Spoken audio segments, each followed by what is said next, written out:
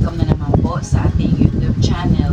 So bilang isang vlogger, bilang isang small YouTuber, yung aim ko ngayon talaga is 2025 is mag-focus sa pagbablog na share ng aking mga experience, lalong-lalo na doon sa mga nangangailangan ng tulong na nagbabalak mag-vlog or merong small channel or small YouTuber na katulad ko.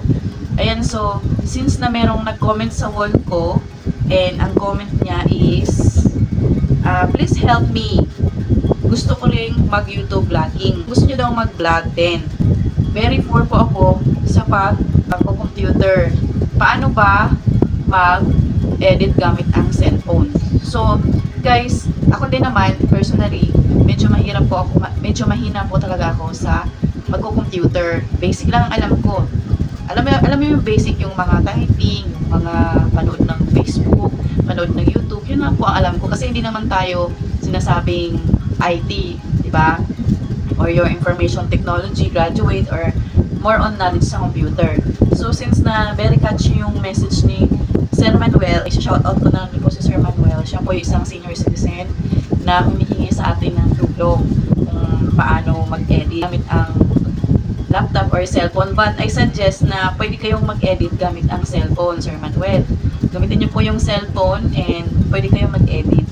Isasabihin ko po sa inyo kung ano yung mga application na dapat yung gamitin sa pag-edit ng inyong mga videos na pwede kayong libre lang ang paggamit. So, sa pag-editing naman guys, syempre dito po talaga personally experience ko talaga na nung baguhan pa akong mag-vlog, medyo nahirapan po talaga ako kasi yun nga, sa pag-edit, medyo mahirap. But then, gusto ko pong i-share yung aking ginawa o sinolusyonan yung ganun guys na paano mag-edit is that nanonood po talaga ako ng YouTube tutorial. Sa YouTube po, nandun na po lahat ng mga kailangan mong malaman. Nanood po ako ng YouTube tutorial, ina-apply ko po yun bilang isang vlogger, bilang isang content creator. Kailangan niyo po matutong mag-edit. Sa pag-edit kasi, parang tinatanggal mo yung mga unusual na mga eksena, kung Tagalog na Tagalog ha, yung kumbaga yung mga patapon na mga eksena, yung mga hindi na pwedeng isama doon sa ating mga content. Kumbaga yung waste na, yun. Kumbaga ano bang Tagalog sa waste, parang basura na hindi na pwedeng isama sa content na pwedeng hindi maintindihan ng ating mga YouTube viewers. Kasi syempre guys, sa pag-video, hindi naman talaga perfect. Lalo na ako, share ko sa inyo yung mga experience ko. Minsan, naglo-loading ako sa harap ng camera. Hindi ko alam kung ano yung next na sasabihin ko, yun po yung katotohanan. So, dahil nag-message sa atin si Sir Manuel sa comment sections, di-replyan po natin at gawa po natin ng videos. Ayan, so Sir Manuel, ito po ang unang steps na gagawin niyo po, dahil kayo po ay senior citizen. Kung meron po kayong cellphone, kuhanan niyo na po ngayon para mas malalo niyong matututunan. Unang steps po na gagawin natin is that pupunta po tayo sa Play Store. Ayan, so doon po sa Play Store, meron pong search doon. Yung parang kutsara, yung bilog na may parang kutsara. Yung kutsara, kumbaga, doon ka po pwedeng mag-search. Hindi ko po alam kung paano ipakita dito kasi sulat ng minention ko, mahirap din po ako sa editing. Kaya isasabihin ko na lang po sa naintindihan ni Sir Manuel, no? Yung parang kutsara doon sa Play Store, i-search niyo po yung mga editing app for videos or ilagay nyo po doon, editing app for videos. Yan, kung paano kayong mag-edit doon. And lahat po doon, isasuggest sa inyo lahat ng mga editing apps po, ng klaseng editing apps. Pero, guys, hindi ko po ito pinopromote dahil gusto kong kumita or binabayaran po ako ng editing app na ito, ha.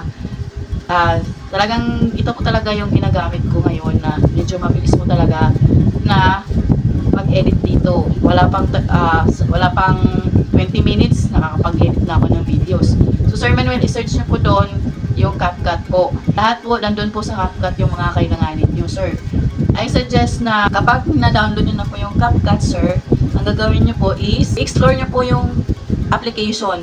Kumbaga, subok-subok kayo mag-edit ng videos. Kung merong mata-mata dyan sa bahay nyo, magpaturo kayo kung paano. Kasi, suggest ko sa inyo na CapCut ang ida-download nyo po doon sa Play Store kasi po, libre po doon. Pati yung music po para sa background music, libre po yung gagamitin na walang bayad. So, ayan po yung dapat nating gamitin, sir, no, sa pag-i-edit. So, sana po, sir, nakatulong po itong aking videos para kayo ay matulungan tungkol sa pag-i-edit. And then, sir, ang masasabi ko po sa inyo, Sir Manuel, manood po kayo ng YouTube tutorial. I-type niyo po sa YouTube niyo kung paano mag-edit ng mga videos gamit ang cellphone or CapCut application. Tapos lalabas na po yun doon, sir. Tuturo na po sa inyo kung paano. Ganun po yung ginagawa ko nung pinakauna po ako nag-vlog. Ayan, so, hindi lang po ito para kay Sir Manuel yung aking content for today. And doon po ito sa mga nagbabalak na gumawa ng YouTube channel at yung small content creator po na hindi pa nakikilala sa larangan ng YouTube. I-share ko po sa inyo, doon po ako nagsimula.